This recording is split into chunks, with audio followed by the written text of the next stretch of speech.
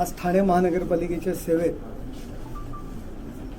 Inner Wheel club district 314 यांच्या वतीने 2 अद्ययावत अशा कार्डियाक रुग्णवाहिका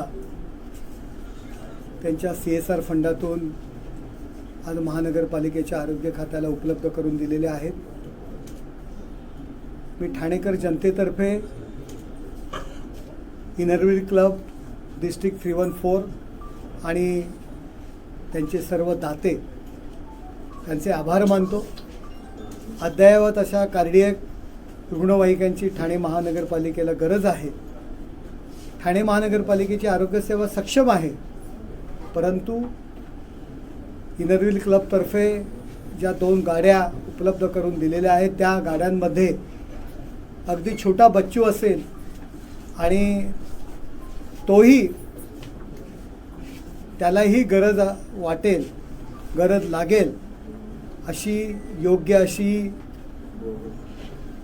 टेक्निकल यंत्रणा ही सुद्धा त्या रुग्णवाहिकांमध्ये उपलब्ध करून दिलेली आहे आणि आजपासून त्या ठाणे महानगरपालिकेच्या सेवेमध्ये रुजू झालेल्या आहेत। असे अनेक लोक आहेत की ठाणे महानगरपालिकेला मदत करत असतात।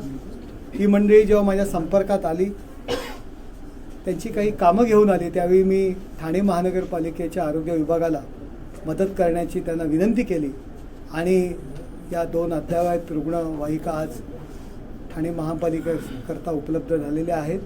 ठाणे महानगरपालिका आणि ठाणेकर जनतेतर्फे मी त्यांचे आभार मानतो। सर, गणेश नाईकांनी पुन्हा एकदा एकनाथ शिंदेंवरती तोड टाकलेली पाहायला मिळाली।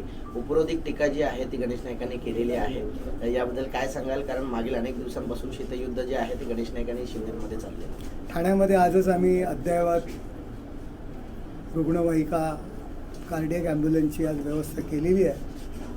कदाचित नवी मुंबईत गरज वाटली तर आम्ही तात्काळ नवी मुंबईकरता आम्ही पाठवून देऊ। पण 450 स्क्वेअर फूटच्या घरांचे जे काही कर माफी आहे ती मुंबईमध्ये झाली। नवी मुंबईचा प्रस्ताव होता, मात्र तो केला नाही। स्वतःच्या पायाखाली काय जळतंय हे पाहिलं पाहिजे, अशा प्रकारची टीका त्यांनी केली। मी सांगतोय की प्रकृती अचानक कधी कधी बिघडते आणि नवी मुंबईमध्ये कदाचित व्यवस्था नसेल तर त्या रुग्णवाहिका आम्ही नक्कीच त्यांच्याकरता पाठवून देऊ।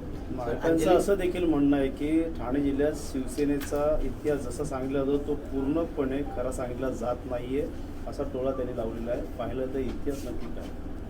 माझ्यासोबत कृष्णा पाटील आहे, ठाणे महानगरपालिकेचा कार्यक्रम आहे, त्याच्यामुळे मी त्यांच्या बाबतीत काही बोलणं कृष्णा पाटील बरोबर असताना योग्य नाही आहे। परंतु ठाणे महानगरपालिकेचा ठाण्याचा जो शिवसेनेचा इतिहास आहे त्या इतिहासाने नायकांचा पराभव केलेला आहे हे सुद्धा त्यांनी विसरू नये।